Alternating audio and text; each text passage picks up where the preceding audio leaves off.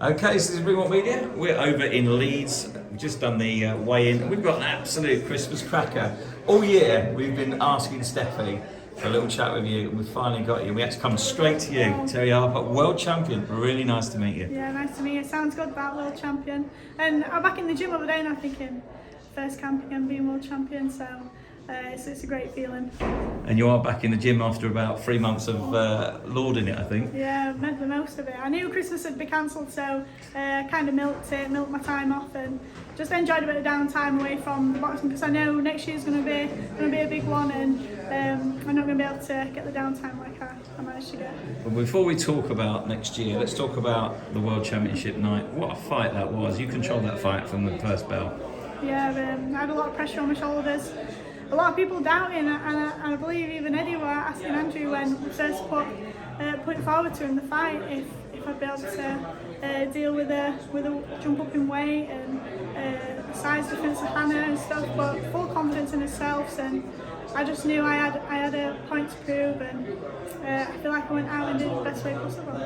I mean, yeah, in the media it was a very split fight, but if you actually look back at the records, I think you were way ahead on that one. Yeah, I think the fight came at the right time. I've experienced a lot in my short professional career now, and I experienced a cut, broken hand, a defeat. So I had everything to gain really. And when I lost my world titles back last year, I knew that I wanted to get back on top as soon as possible. So I could say the hunger was back, and I was enjoying boxing again. And it was good to see you having your hand raised and the relief on your face when that World Championship belt was put around your neck. It was a good 5 seconds there. Yeah, even though I have full confidence in my ability and getting the job done on the night, but it's a nice feeling getting the hand raised and just knowing it's 100% and you've got the job done, and to go away and really enjoy the moment and give myself a pat on the back and enjoy the win. Because that's one thing I've never really done, is I'll get a win and then I'm watching the fight back, critiquing it, saying should have done this, should have done that, and then straight back in the gym instead of just enjoying the moment and enjoying the win. Well, you work hard, so why shouldn't you have a little bit of time? Yeah. And we've seen on social media, you've been on bloody holiday for about 6 weeks, haven't you? Yeah, I'm ready for another one, to be honest. It's too cold here. No, but we're here today to hopefully get a fight date for early next year, and just really get the year planned out. And so that's the next question. Who against? And I know you're not allowed to say, but give us a hint. We want obviously another fight at 154. It'll be probably a voluntary defence. Still growing into this weight, so Andrew's putting a few names forward to Eddie, and they'll come back with who they believe I should fight and stuff. It's got to be someone who's got enough credibility to really put on a fight. So I'll leave that to Andrew. That's what I'm paying for. Well, there's a lot of big fights out there. Obviously, the Natasha Jonas rematch is a big one that's been talked about. We were talking to Dimitri Salita as well, and he even mentioned Clarissa Shields and the likes of those. I mean, those are big fights. Yeah, that's crazy that. Like them names just getting thrown around my mind, and pinch myself sometimes. But it's great, and that's what I'm in it for now. I feel like I've experienced, I need to experience, and now I just want to be in the big fights. And I want to give the fans what they want to see. And the Natasha Jonas fight, that's the biggest fight that can be made in that weight division, and hopefully she takes it. Last time we fought, the fight was nominated for Fight of the Year.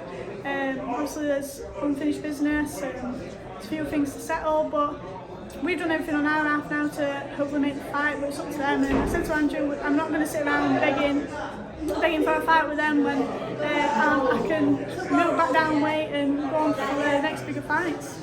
What's it like being a world champion? Because you've got a big smile on your face when I said you are the world champion. It must be a brilliant feeling to again be the world champion. Yeah, the first time I think I was very naive and didn't realise how big an achievement it was, and I kind of just thought it's too good to be true.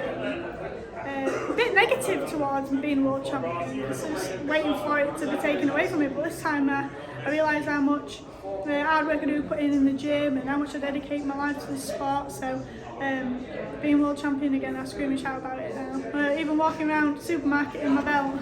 I'll tell you what, you run up that bloody hill enough, haven't you? Yeah, they started last week. We're only on 6 for now, but it's horrible in the cold.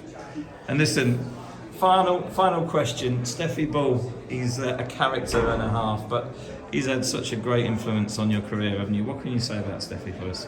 Yeah, from the start, turning over with Andrew, he says, I'm going to make you rich and famous.